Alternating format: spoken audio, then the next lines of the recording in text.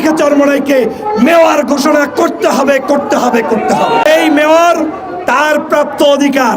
আজকে অত্যন্ত দুঃখের সাথে বলতে হচ্ছে যে বাংলাদেশে ফ্যাসিস্ট নাই, কিন্তু ফ্যাসিস্টদের আজকে যারা দালাল তারা এখন ডালে ডালে পাতায় পাতায় ঘুরে বেড়াচ্ছে। আজকের শাইখে চরমনাই মুফতি ফয়জুল করিম কোন দলের প্রতিনিধি নয়।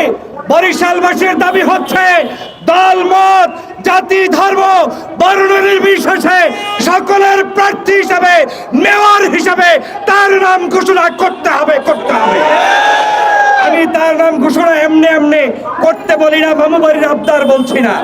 আমি এই কারণেই বলছি, আপনারা জানেন ফ্যাসিস্ট আওয়ামী লীগ যখন বাংলাদেশে নির্বাচন করেছিল, সেই নির্বাচন পদ্ধতির মধ্যে শাইখে চরমনাই যখন প্রার্থী হয়েছিলেন তার নির্বাচনের ব্যালট পেপার গুলো কিভাবে ছিনতাই করেছিল আপনাদের মনে আছে? আপনাদের নিশ্চয়ই মনে আছে। তার উপরে শারীরিক আক্রমণ করা হয়েছিল, তার উপরে রক্তাক্ত করা হয়েছিল। তখন নির্বাচন কমিশনার বলেছিল তিনি কি মারা গিয়েছেন? এখন চিন্তা করে দেখেন, একজন নির্বাচন কমিশনার একজন প্রার্থীকে মৃত্যু নিশ্চিত করা পর্যন্ত অপেক্ষা করছে, আর নির্লজ্জের মতো সাংবাদিকদের সামনে এসে বলছে শাইখে চরমনাই কি মারা গিয়েছে। যিনি বলেন তিনি ইন্তেকাল করেছেন, সেই ইন্তেকাল কমিশনের রিপোর্ট দিয়ে অন্তত মেয়র নির্বাচন করা যায় না, যায় না, যায় না। অতএব সে কারণে আমাদের প্রথম দাবি হচ্ছে, সেই সময়ের নির্বাচন কমিশন এই প্রার্থীর উপরে অত্যাচার করেছে, ঠিক কিনা বলেন? এই প্রার্থীর ভোট কারচুপি করেছে, ঠিক কিনা বলেন?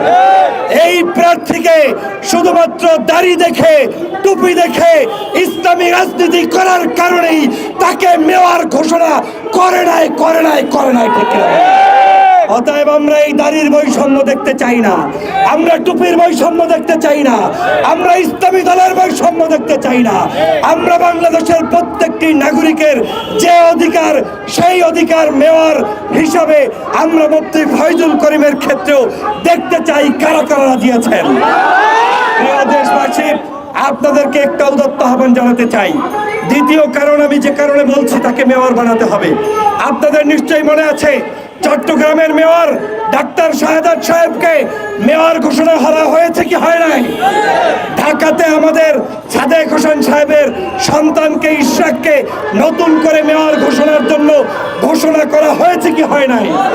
অতএব এই দুইজন ব্যক্তি যদি পুত পবিত্র হয়ে থাকে, তাহলে আমাদের মুফতি ফয়জুল করিম সাহেব কেন মেয়র হবে না? বাংলাদেশের সরকারের কাছে আমি প্রশ্ন রাখতে চাই। আমাদের এই দেশে জুলাই বিপ্লব যারা অর্জন করেছে, নেতৃত্ব দিয়েছে, তার মধ্যে ব্যানার নিয়ে সমাবেশ করে মিছিল করে প্রকাশ্যে যারা যারা নেতৃত্ব দিয়েছে, তার মধ্যে এই চরমনাইয়ের শাইখে চরমনাই মুফতি ফয়জুল করিম সাহেব, ঠিক কিনা বলেন? অতএব 5 তারিখে বাংলাদেশের স্বাধীনতা এনে দিছে, আর তোমরা এখন চেয়ারে বসে আরাম করে কফি খাবা, চা খাবা, ওই সকল স্বপ্ন আমরা বাস্তবায়ন হতে দেব না, দেব না। অতএব আসিফ নজরুল সাহেব সাবধান হয়ে যান। মন্ত্রী পরিষদের, উপদেষ্টা পরিষদের, ছাত্রদের পক্ষ থেকে নির্বাচিত ব্যক্তিরা সাবধান হয়ে যান। আমি আপনাদেরকে স্পষ্ট করে বলতে চাই, আমরা ডক্টর মোহাম্মদ ইউনূসের প্রতি সহানুভূতিশীল, আমরা তাকে শ্রদ্ধা জানাতে চাই। এর মানে এই নয় যে ইউনূস সাহেবের পাশে যেই সকল দালালরা ঘুরঘুর করছেন, শাইখে চরমনাইয়ের উপরে অপমান করছেন, নির্যাতন করছেন, বৈষম্য করছেন, তাদের ব্যাপারে আমরা চুপ থাকবো না, থাকবো না, থাকবো না।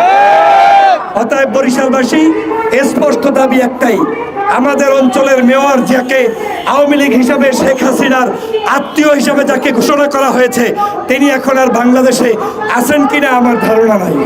যতটুকু জানি তিনি শেখ হাসিনার সাথে পালিয়েছে। অতএব এই অরক্ষিত বরিশালকে শান্তিপূর্ণ নেতৃত্বের জায়গায় নিতে হলে শাইখে চরমনাইকে মেয়র ঘোষণা করলে ওই অঞ্চলের দল মত জাতি ধর্ম নির্বিশেষে নারী পুরুষ হিন্দু মুসলমানরা নিরাপদে থাকতে পারবে। অতএব আমাদের দাবি একটাই, শাইখে চরমনাইকে মেয়র ঘোষণা করতে হবে, করতে হবে, করতে হবে।